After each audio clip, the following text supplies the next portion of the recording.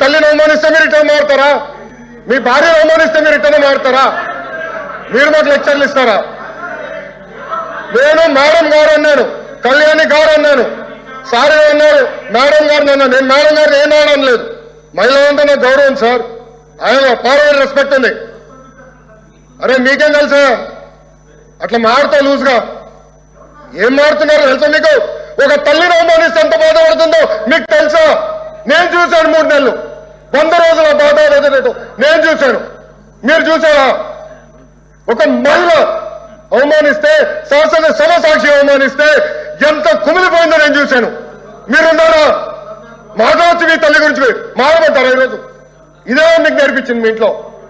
ఈ రోజు కూడా మీ కార్యకర్తలు ఏం చేస్తున్నారండి? మా మహిళలు వ్యతిరేకంగా పోస్టులు పెడతారా? మా మహిళలకి వచ్చే విధంగా పోస్టు పెడతారా? పొరపాటున మా ఒక్క కార్యకర్త భారతిరెడ్డి గారి వ్యతిరేకంగా పోస్ట్ పెడితే జైలుకు పంపించినారు ఘనత తెలుగుదేశం పార్టీది. అది మాకున్న చిత్తశుద్ధి, మీలో కాదు. మహిళలు తిడితే ఆనందపడితే వ్యక్తులు మేము కానే కాదు. ఆ రోజు మంత్రిగా ఉన్నాడు ఈయన, నుంచి ఆ రోజు చెప్పాల్సి సార్ వీడియో నా దగ్గర ఉంది, ఐఎమ్ రెడీ, డిబేట్ చేద్దాం. అరే చైర్మన్ గారి టేబుల్ పైకి వెళ్ళారు సార్, మీరు మారుతారు. ఇదే టేబుల్ మీద నుంచున్నా ఒక మంత్రి ఈయన ఆయన కూర్చుంటున్న టేబుల్ మీద నుంచున్నాడు. కావాలంటే పర్మిషన్ ఇవ్వమని చేయాలి, విశ్వాసం చూపిద్దాం. మీరు గౌరవం గురించి మాట్లాడతారు, మా పైన. మహిళలు నేను అవమానించానంటారు. మీరు ఏమిన్నారో నాకు దేవుడికే తెలియాలా.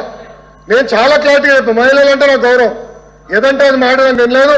నేను సూటిగా మేము ప్రశ్నిస్తున్నా. మీరు రెజల్యూషన్కి కేంద్రంలో ఉన్న నరేంద్ర మోడీ గారికి పెట్టిన రెజల్యూషన్, ఆయన థ్యాంక్ యూ చెప్తున్నా, పెట్టిన రెజల్యూషన్ ఆమోదిస్తున్నారు లేదా మీరు చెప్పండి.